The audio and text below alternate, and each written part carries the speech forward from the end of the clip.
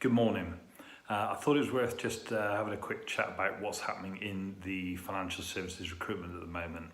What I'm finding almost on a daily basis is that clients are telling me that they have made an offer and it's been counter-offered. Or they're saying, I've looked in the market, but there's no quality there. Or they're saying, I'm losing my own staff and I find them really difficult to replace. Or they're saying things like, so-and-so left me, I wasn't bothered about that, but I've been really struggling to get a replacement. All these things are summed up by the fact that there is a shortage of good candidates, or alternatively you could say demand exceeds supply. So what is actually going on here? Well, in retail financial services, post RDR, we've seen a massive change in the market. Most importantly, a very significant number of people have gone out of the market. In fact, I saw a figure, something like over the last 10 years, that we've gone from about 250,000 people in the market to 25,000 advisors and much less of other things as well. So really what's happened is the market is professionalised, and as it's professionalised, it's raised the barriers to entry and squeezed out a lot of the people from it. We obviously had a recession in 2008 before it, but we also had almost a post-RDR recession when loads and loads of people lost their jobs and people like the banks pulled out of really giving advice or giving a lot of financial advice to a lot of their customers, because it turned out that a lot of the customers were only buying because they were sold to rather than they needed advice, and therefore when commission went, that was the end of a lot of business models. Now those people who survived the market in the advisor market have done extremely well.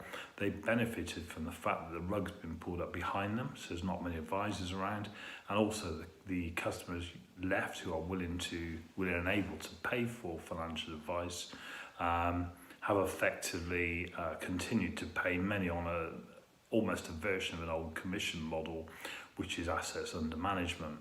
I think there was a case that initially, when people thought it was going to move to sort of hourly fees model, that there was a greater fear that many advisors wouldn't survive. The reality was that some of the biggest players in the market were keeping very close to an old commission model, and therefore the others thought that their best bet was to follow that model. Anyway, moving forward, the result is that we've now got a very skilled but small workforce, and we have got massive barriers to entry for people coming in. The diploma, level 4, chartered level 6 or level 7, chartered wealth manager, are all quite high barriers when it comes to people facing into that market. So let's say BDMs and people like that, they're also really expected to be equally qualified to the market they're facing into. So in that situation, how does a firm fight its way through to get the talent? Well, the truth is it's the same as you'd expect. You have to have a really good proposition. If you don't have a really good proposition, then why would someone choose to join you unless they're desperate? Likewise, you need to try and get yourself ahead of the pack. So not only do you need to have a good proposition, but you need to be able to communicate that proposition to the people who might want to take you up on that proposition, therefore join your company. You think that would be easy, but it's clearly not. Firstly, many of the companies where they say things like there's no quality there, what's actually happening is that the proposition they've got is either not good enough, for instance the pay package isn't good enough, or alternatively they're not getting that message to the people who might consider them, and therefore those sort of people are not applying or actually making themselves available to see you about your position. Alternatively, people are saying things like the candidate was counter-offered. Well, counter-offer usually means that someone was open-minded to your opportunity. You may have presented it very well, or you may have just been quite forceful, but certainly they were open-minded to your opportunity. When someone's counter-offered, it probably indicates that they're highly valued by their current employer, who recognises that if they lose that individual, they'll find it hard to replace. So far, so good. In addition, it may well be that that individual wasn't actually serious about your opportunity, or maybe didn't even get to find out the full facts about your opportunity. An example of that would be where a general agency rings out to a a potential candidate, or contacts them via LinkedIn or other social media, says, I've got a great job here, would you like to talk? The individual then talks, and maybe the agency gives 2 or 3 bright statements about this company. It's a fantastic company, it's been going 170 years, they pay really well, they've got a fantastic bonus scheme, and they've got a brilliant culture. And then what happens is that individual maybe says, okay, I'll enter into process, or no, I won't. The candidate that enters into process still has very little to go on. So they're probably still what we would call a look-see candidate. I'll have a look and see about your vacancy. I will consider it. I'm in a strong position where I am. I don't necessarily need to move. So moving forward after that, what happens is they progress. They go through a first stage, and potentially might even go through a second stage if you coerce them in the right way or encourage them with the right stories. But eventually they're going to get to a point when you make an offer.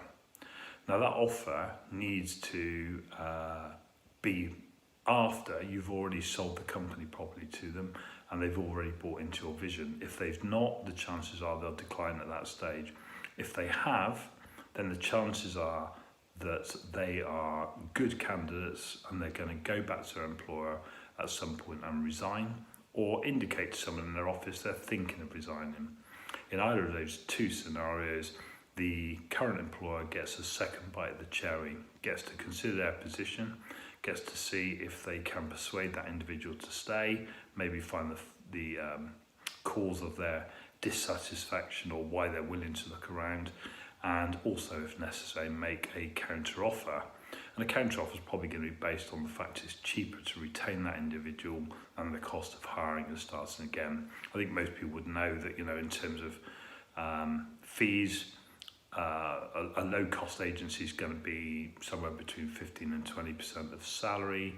So if you're paying someone, let's say 60,000 a year, that's going to cost you £9,000 in fees. It's also going to have time out when you've lost business, before you can actually get back to the grind of starting again with a new person who's got to be put in and make things work over time.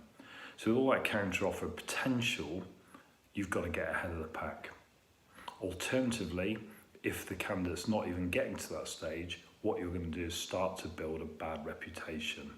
That's where it becomes known to certain people that you are looking and have been looking for a little while. In that situation, you start to build up a reputational problem.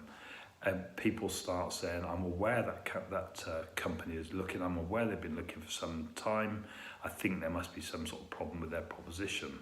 And of course that rules out the fact that in some cases maybe the people contacting them and trying to push your opportunity to them aren't doing a good job in the first place. So what you're ending up is back in the pack, or even behind the pack, having lost a candidate because they were counter-offered, having lost a candidate because they just got not a very good story about you, or because you've got a reputational issue which may be no fault of your own other than the fact that it has become general knowledge that you are struggling to hire. So in those circumstances, what do you do? Well, that's what I'm going to talk about on my next video, which will be out in a few days' time. Bye.